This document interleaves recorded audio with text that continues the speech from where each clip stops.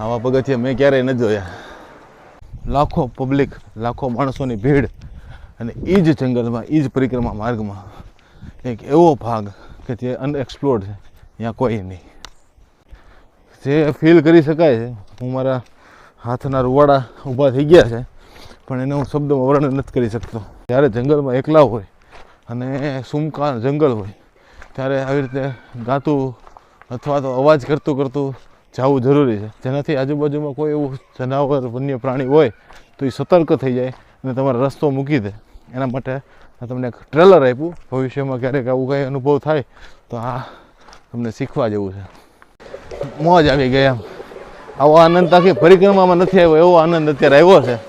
આ ફરીથી અડધો પુલ સિમેન્ટ કોન્ક્રીટ અને અડધો પુલ કહેવાય કે વાંસનો. હા હા હા, ગિરનારી ગિરનારી આદેશ સિદ્ધો.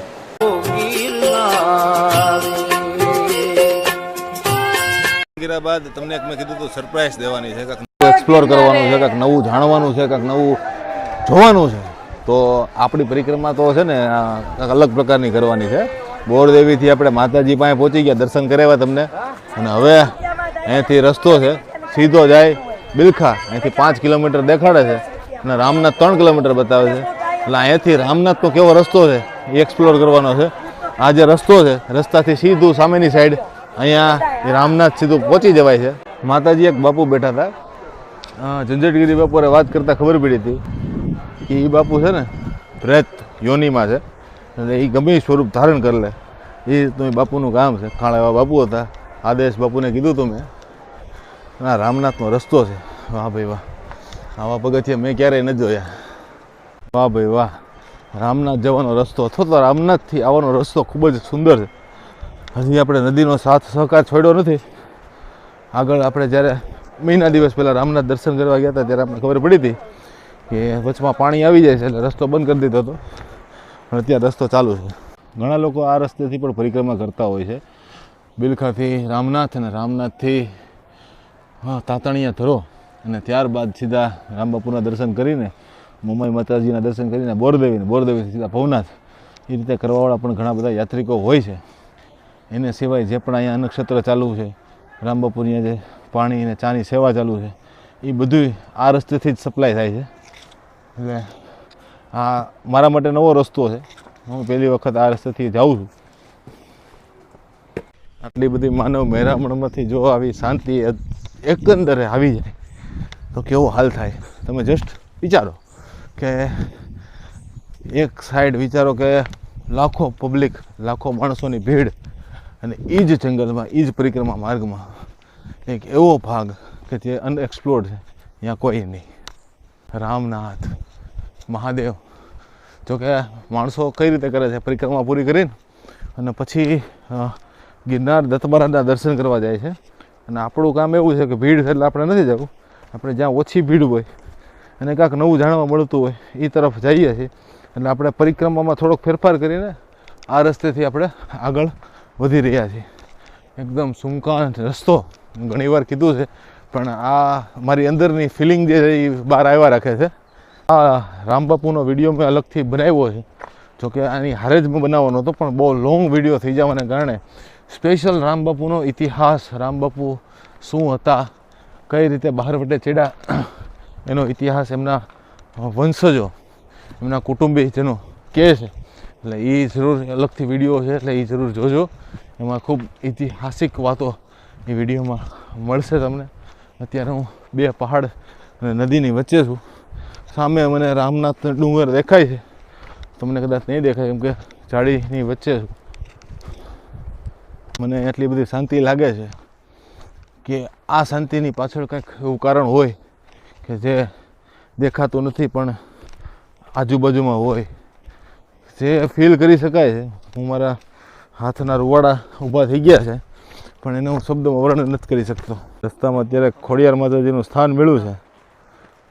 ઘણું બધું અમે ચાલી ગયા છીએ. થોડું ઘણું પબ્લિક અત્યારે અવર જવર કરી રહ્યું છે. ઘણા લોકો ઉતરી રહ્યા છે, ઘણા લોકો પરિક્રમામાં જઈ રહ્યા છે. હા, બાકી થોડોક ટાઈમ તો એવું લાગ્યો કે આખી પરિક્રમામાં કોઈ નહીં, પણ એટલું ખાલી કીધું હતા ગિરનારી બધાએ ભેગા કરી દીધા. વાહ, પ્રકૃતિનું સૌંદર્ય, એકાંત, આનંદ અને ઠંડુ માહોલ. અહીં નથી ગરમી લાગતી, નથી માણસોનું ટ્રાફિક નડતું, એકદમ શાંતિવાળો માહોલ છે. ઇવન તમે આડા દિવસે આવો દિવસ દરમિયાન તો તમે આ રસ્તેથી તાતણિયા ધરા અને રામબાપુની સમાધિ ગુફાના દર્શન પણ કરી શકો છો.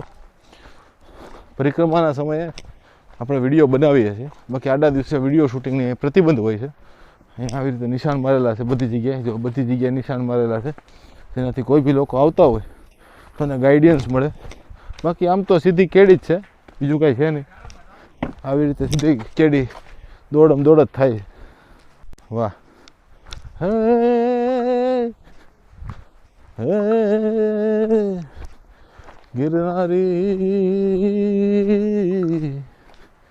ગિરનારી બાવો.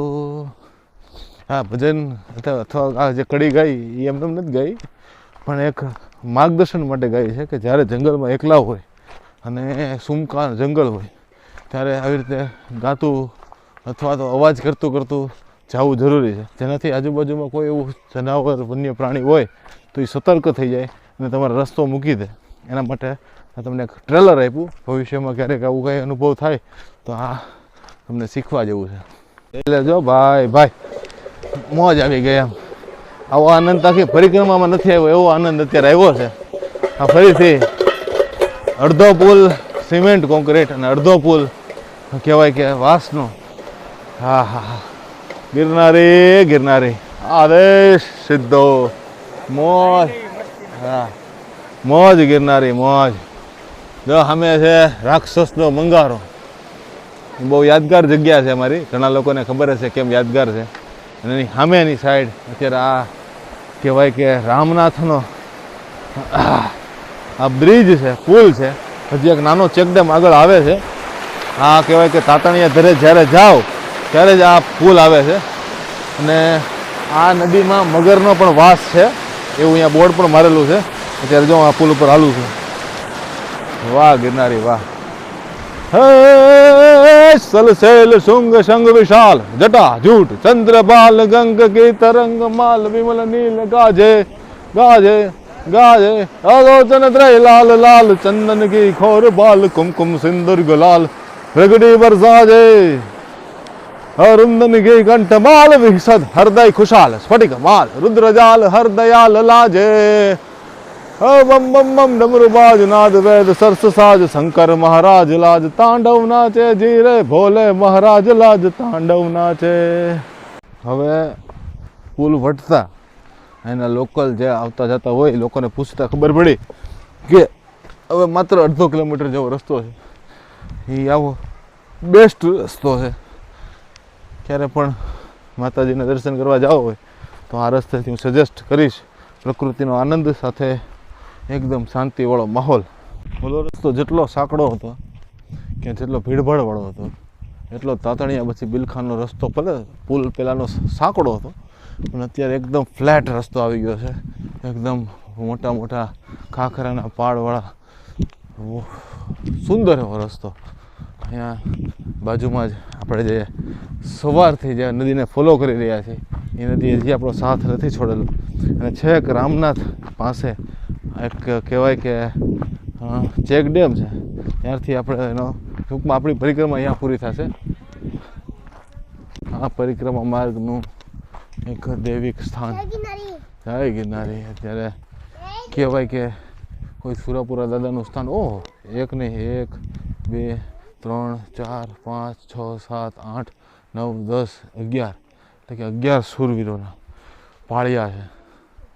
અને એ બધા કહેવાય કે હા યુદ્ધમાં લડાયેલા હોય એવા શૂરવીરો જે છે એના પાળિયા આ જગ્યાએ અત્યારે રસ્તામાં આવ્યા છે. આ રસ્તામાં પાળિયા તો જોયા પણ એક લાંબી મજાર પણ છે. આ બધું મારા માટે નવું છે, એક્સપ્લોરેશન. એક લાંબી મજાર ને એક નાની મજાર, 2 મજાર આ રસ્તામાં આવે છે. સામેની સાઈડ જ ટૂંકમાં જેવી એલી મજાર ગઈ થોડાક જ આગળ ચાલતા મને રામનાથની બાઉન્ડ્રી દેખાણી, પાર્કિંગ દેખાણું અને સામે ફોરેસ્ટ ચોકી દેખાણી. એટલે ખબર પડી ગઈ કે હવે આપણું ગંતવ્ય સ્થાન આવી ગયું છે. બહાર જઈને શૂટ કરવું ન કરવું અહીંયાથી આપણે વિડીયો કમ્પ્લીટ કરીએ છીએ. અને હા, હજી રામવાળા બાપુનો જે આખો વિડીયો આવશે એના માટે સ્ટે ટ્યુન રહેજો. અને પરિક્રમા કેવી લાગી એ કોમેન્ટમાં જણાવજો. વિડીયો ગમ્યો હોય તો લાઈક કરજો, વધુમાં વધુ શેર કરજો. આ નવો એક્સપિરિયન્સ મારા માટે નવો છે, તમને કેવો લાગ્યો જરૂર જણાવજો. જય ગિરનારી, આદેશ, અલખ, નમો નારાયણ.